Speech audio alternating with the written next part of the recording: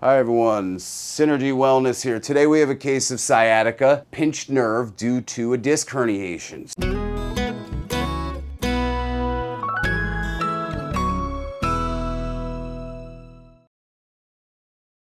So many of you out there have disc herniations. It's very common to have a disc herniation. It does not mean you're going to be in pain for the rest of your life. In fact, I have every disc in my neck herniated.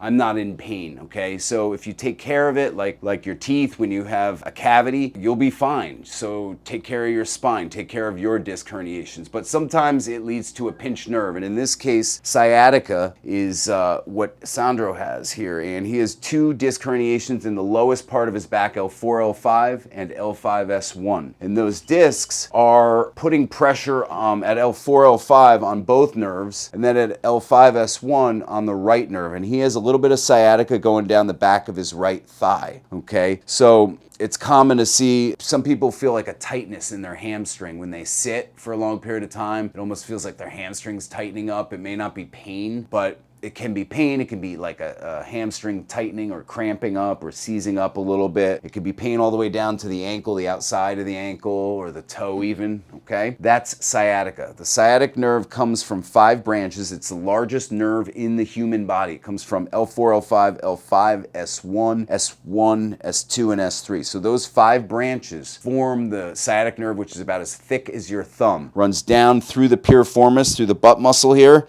and then down the back in the middle of the thigh here all the way down to the knee. It can also cause some tightness or pain behind your knee as well, okay? And if you have that, you typically have a disc herniation or disc bulge. The only way to diagnose that is through an MRI, or that's the best way to diagnose it. Some people can't get MRIs, so they get CAT scans, and that can also diagnose it, but MRI is the preferred test if you have a pinched nerve and you're looking for a disc bulge or herniation. Now, what I'm doing with this laser is scanning his back for inflammation and soft tissue damage. And right there, we found a little bit of inflammation and soft tissue damage. So we're gonna dose that area. With this laser is incredible. We're able to scan the back, check those areas of inflammation, soft tissue damage, dose the area, and it's gonna tell me how long to dose it for. Now, I'm gonna run it back over the area because sometimes it'll beep or notify me that there's still some inflammation there, okay? So you may see it beep over a certain area more than once.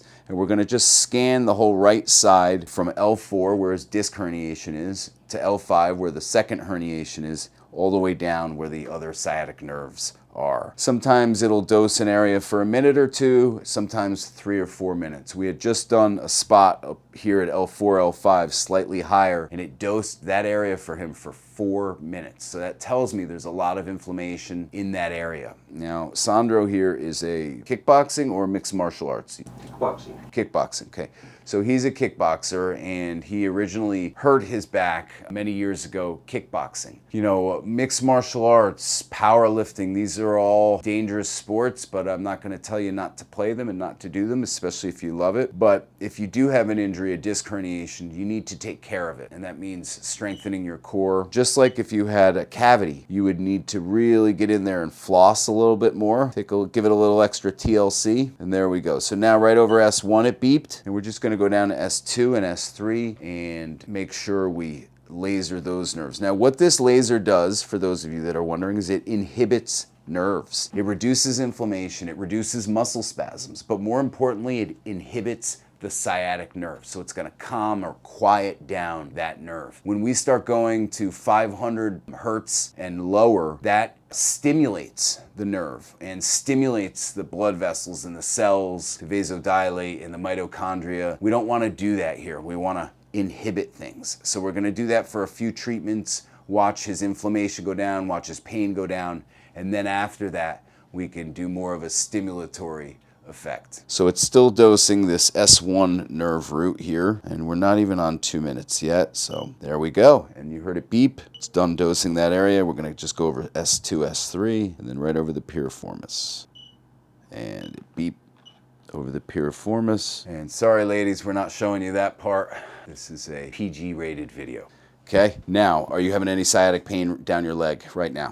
No. Okay, so how do we treat sciatica? 3 ways, really. Well, there are more than 3 ways. Let's talk about the conservative ways. Spinal decompression or traction is one way. You can buy at-home units. I've done a great video on at-home traction unit. First, you need to try traction in a professional office. If traction or decompression works well for you, then you're safe to go get this item called an Invertrack that I did a video on. You need a prescription to buy one of those though. So it's a company made out of Canada. You need a prescription from your chiropractor, your doctor, physical therapist. Probably should be able to give you a prescription. That I'm not sure about, but once you do that, then a Canadian company will send it to you. And usually you need to buy it through a doctor's office. So we used to use those traction units in here before we bought spinal decompression tables, but this was a long time ago. So the next option is to do spinal decompression. Probably the gold standard when dealing with sciatica would be Cox flexion distraction technique. I've done dozens of videos on that. We have a whole playlist for Cox flexion distraction technique. Check that out and that technique out. We're gonna do that for him today, but we're gonna laser over that piriformis a little bit more. But the other options are injections, surgery, which are not great outcomes. Injections are not all that great outcomes either, but some people do get relief with an epidural or a cortisone shot. Sometimes an epidural can cause more back pain. We've seen that as well. So you need to be careful with that. And then last is this laser, which inhibits the nerves. So we're gonna do Cox flexion distraction technique with laser for his case of sciatica. If you guys have any questions or comments below, or you wanna see Cox technique, make sure you check out the other videos for Cox technique. We're not gonna show you in this video. This video is just about cold laser therapy. Again, inhibiting the nerves at 1,000 hertz. When we go to 500 or lower, that excites those nerves. We don't want to do that in this case. So if you're considering surgery, you tried everything, you probably have not tried cold laser therapy. And many of you ask which lasers I use. I have 5 different lasers. This particular laser is the Multi-Radiance MR5